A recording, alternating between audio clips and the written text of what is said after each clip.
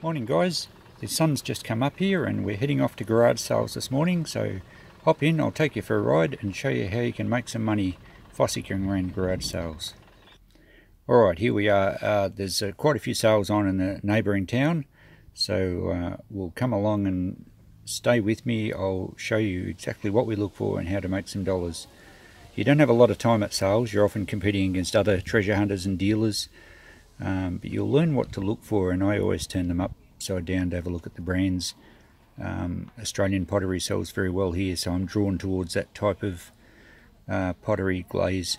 Most of the other stuff's Japanese, fairly modern. English doesn't sell very well.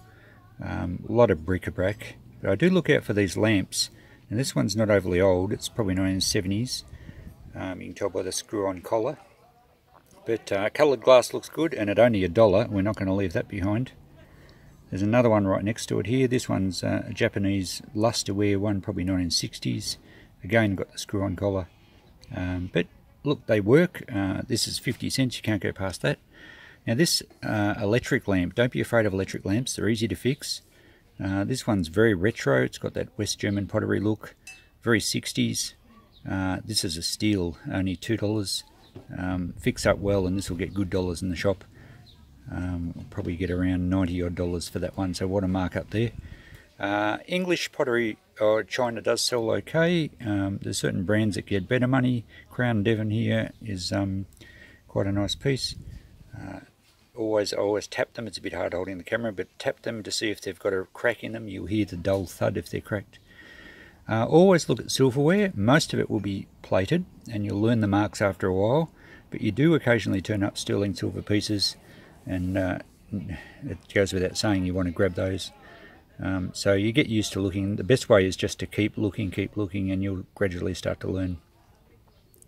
Okay, scanning along here, I tend to be drawn towards earlier glassware. This one's sort of 1930s Depression era. Kitchenalia does sell well as well. So this is a Pyrex casserole pot, and it did look cracked in the lid, but it's actually not. It's just a rough seam, and that's typical of Depression era, so we'll grab that one too. Speaking of West German pottery, here's a beautiful piece, just $1, can't go past that. Retro stuff like this gets good money. I reckon would probably around about 30-40 bucks for this in the shop without a problem. So again, just tap it with my fingernails. You'll hear if it's got a crack, and you don't have much time to judge, so you do it quickly, you get used to it. Now this one's a ruby or red glass. Coloured glass sells well. It's actually Victorian style, but it's reproduction. Still at $3 we'll take it. English china here, $5 a set for a milk jug and a sugar bowl. Fairly modern English, but it's pretty, it's in good nick. We have no troubles tripling our money on that. And these little salt and peppers, quirky salt and peppers, always sell well. A lot of them are Japanese, 60s, 50s, 60s, 70s era. These could even be Derbyshire, which are Australian. They're probably going to pull $20, $30. This bowl probably won't bother. It's in good nick. It's an English bowl, and I didn't have a price on it, but it's not really worth it. Furniture. We get a lot of furniture, and unless it's a good piece, I really couldn't be bothered loading it.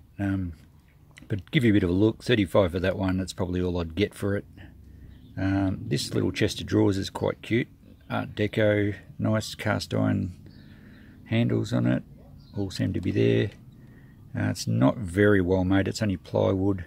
Looks like the runners have been fixed, there's a few chunks missing, so I think we'll leave that one there. Don't touch those organs, you can barely give them away. Shelves are always handy, and at $8 these are well worth it. They appear to be solid timber, but we didn't load them, I couldn't be bothered. Another deco piece here, plywood chest of drawers, $30. That's fairly ambitious. I would probably even put less than that on it in the shop to get rid of them. So you live and learn with these sort of things. Drawers do sell well though. Out of all the furniture, drawers are actually useful. So if there was space in the shop and I needed furniture, I might have considered that. Retro drawers are okay, except that it's been painted purple. Modern pine drawers, again, because they're drawers, they sell alright. This telephone table, retro 60s piece, $15. That's all I'd ask for it in the shop, so I'll leave that there. This is a homemade little kids ride. It would sell quite well, but it's quite weathered, so I think we'll leave that one there as well. Now the cane basket here, that's nothing special, but at $2 you can't go past that. Everyone's looking for baskets for toy boxes or something along those lines, so we'll grab that for sure. That should pull 30 bucks. Little cane pram, a retro sort of 60s or 70s piece. It's probably not even real cane, I think it's a plastic weave, but it'll sell quite well. $15, we'd triple that, we'd turn that into 45. I'll take that one home straight away. So it's just a matter of what you can be bothered with when you've got the van, but there's plenty of stuff you can make money on. So out in the outside section of this garage sale, there's a lot of shed stuff. I'm drawn towards boxes of tools, and I'll do a YouTube video shortly on how much money you can make just in multiplying out tools, because often you find box lots at garage sales or complete toolboxes. Now just check the spanners, as long as they're not Chinese made ones. These are Sid Chrome Australia, so good value in these ones. And look, there's got to be 20 or 30 spanners in here, plus other knickknacks. So I didn't actually buy this morning, but only because I've got a lot of tools to go through already. But I think this box had $20 and a lot, so that's really good value. A bit more outside stuff. I think there's another box here with a nice carpenter's hammer on the top there, hickory handle, nice head, certainly not a made in China piece. So vintage tools, very popular, easy to price and make good dollars on, especially, as I said, when you're buying box lots. This box lot here is what, $15?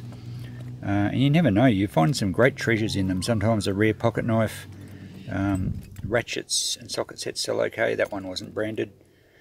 Vintage carpenter's tools, that old square, you know, there's $10 or $15 there, no problem. So you can see how that's good value in that box lot. Okay, another sale now. There's a lot of KitchenAlia, which I said sells well. A 50s era aluminium boiler pot, Bakelite knob on it, in pretty good nick for $1. I mean, that's turn $1 into 10 every day of the week on that sort of stuff. So just check underneath, make sure it is a vintage piece. Same with this enamelware. A lot of enamelware came out of China in the last 20 or 30 years. This is a heavier piece, it's got some weight to it. There's no mark underneath, which is typical of earlier enamelware. So again, that's an easy $1 into 10. Even modern saucepans, when they're priced this cheap at sales, you can pick them up and retail them and do really well. More KitchenAlia. This one's a Corningware casserole in very good condition. Great purchase at $2. 10 times your money and get 20 for that, no worries at all. So you can see how the multiplication works out. You don't have to spend a lot. You can go to a sale with only a small amount of cash and you can turn it into quite a bank. These electric kettles or jugs sell okay. This one's plain and at $15. I think I'll leave that one there. So the wash up from this garage sale exercise, it's now a couple of months later. It's been a while for me to get organised with this videoing, but you can see what happened. We kept a track of what we bought. There was plenty we could have bought, but we didn't. But just what I've pointed out in the video, you can see the profits. Total purchase price of just over $40 for the morning, and total return $385. Now there's not many other businesses where you can get that sort of return on your outlay. And as I said earlier, there's plenty of stuff we could have bought and still done very well. Admittedly, this was a pretty good morning. Sometimes we go to sales and don't find very much. But as far as second-hand dealing goes, it's great fun going to garage sales. You can find some real treasures. And if you want to follow my channel, I'll do some more garage sales and dealing and give you an idea what does sell well, what to look for. And feel free to ask any questions if you'd like to know more about particular items or how to tell whether they're real or reproduction or all sorts of stuff like that. Ask a question down the bottom. If you like this video, give me a thumbs up and maybe follow my channel. So until the next one, bye for now.